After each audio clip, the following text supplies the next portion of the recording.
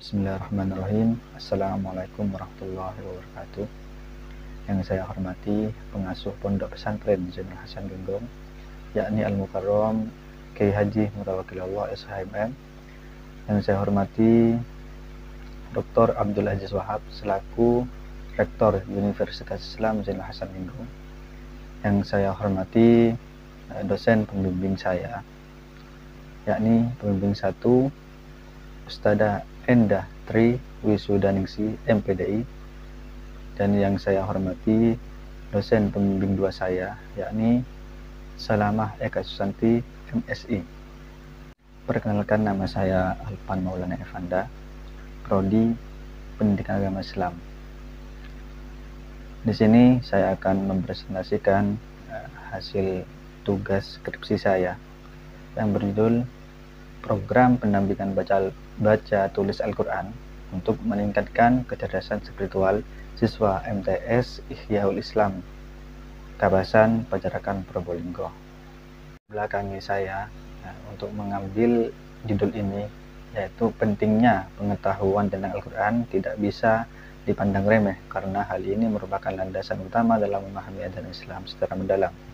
Salah satu cara yang efektif untuk memperoleh pemahaman tersebut adalah melalui kegiatan membaca, karena membaca dianggap sebagai kunci untuk meraih ilmu pengetahuan yang diinginkan.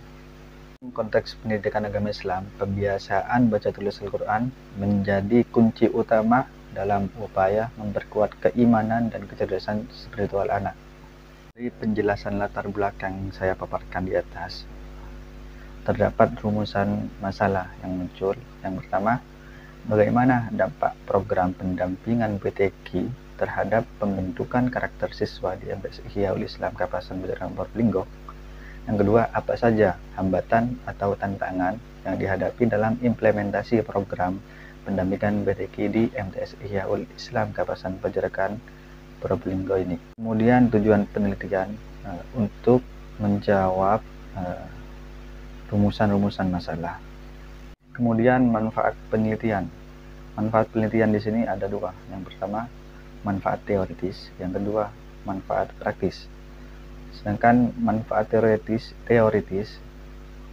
penelitian ini dapat menjadi sumbangan penting dalam bidang pendidikan agama Islam dengan menghasilkan pemahaman yang telah mendalam tentang dampak program pendampingan BTQ terhadap pembentukan karakter siswa dan faktor-faktor yang mempengaruhi implementasinya. Kedua, manfaat praktis. Di sini ada beberapa manfaat. Yang pertama, bagi siswa. Yang kedua, bagi guru. Yang ketiga, bagi masyarakat. Yang keempat, bagi orang tua. Yang kelima, bagi peneliti lanjut. Kemudian fokus masalah, untuk mencegah masalah yang akan diteliti menjadi tidak terlalu luas. Kemudian bab 2, yakni kajian teori pendampingan baca tulis Al-Quran.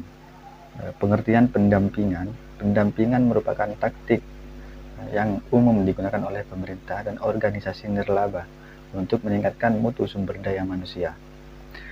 Melalui pendampingan, individu didorong untuk mengenali peran mereka dalam konteks permasalahan yang ada dan mencari solusi alternatif untuk mengatasi masalah yang dihadapi. Kemampuan sumber daya manusia sangat dipengaruhi oleh faktor internal individu, seperti keterampilan, dorongan, dan sikap yang dimiliki.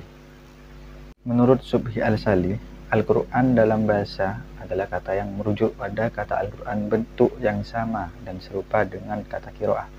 Dan Al-Quran berisi petunjuk dan ajaran yang relevan untuk kehidupan di dunia dan akhirat yang diterima oleh Nabi Muhammad melalui malaikat Jibril. Kecerdasan spiritual.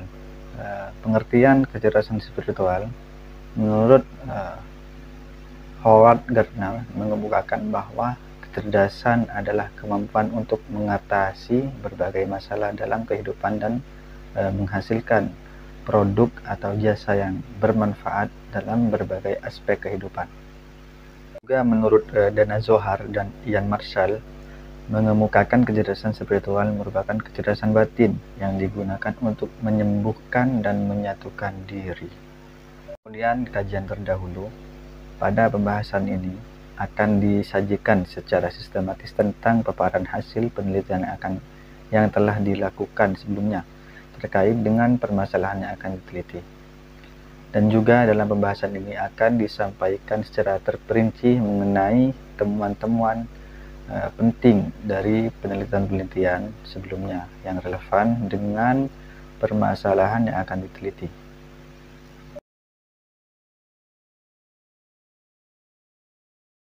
Kemudian bab 3, yakni metode penelitian, pendekatan dan jenis penelitian.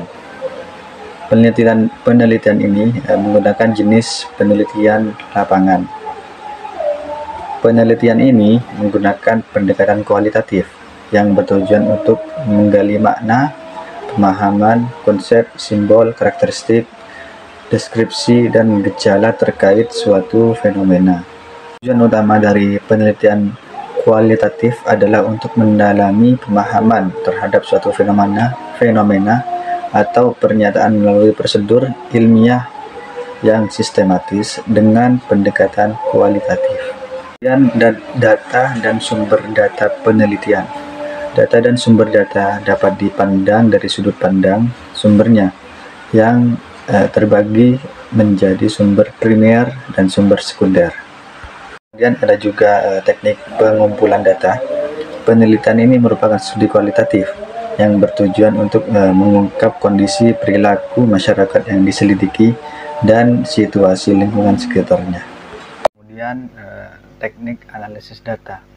Dalam penelitian ini, analisis data dilakukan menggunakan model analisis data yang dikembangkan oleh Miles dan Huberman. Model ini melibatkan serangkaian tahapan yang harus dilalui oleh seorang peneliti, termasuk yang pertama kondensasi data, yang kedua penyajian data, yang ketiga penarikan kesimpulan data, kemudian pengecekan keabsahan temuan. Pemeriksaan keabsahan data dilakukan untuk menyajikan bukti bahwa penelitian yang dilakukan merupakan penelitian ilmiah dan untuk menguji keandalan data yang diperoleh. Dalam konteks penelitian kualitatif terdapat beberapa uji keabsahan data yang umum dilakukan, yaitu credibility atau kepercayaan, transferability, yakni transferabilitas, yang ketiga dependability, yakni keterandalan, yang keempat confirmability, yakni konfirmabilitas. Sekian dari saya. Wassalamualaikum warahmatullahi wabarakatuh.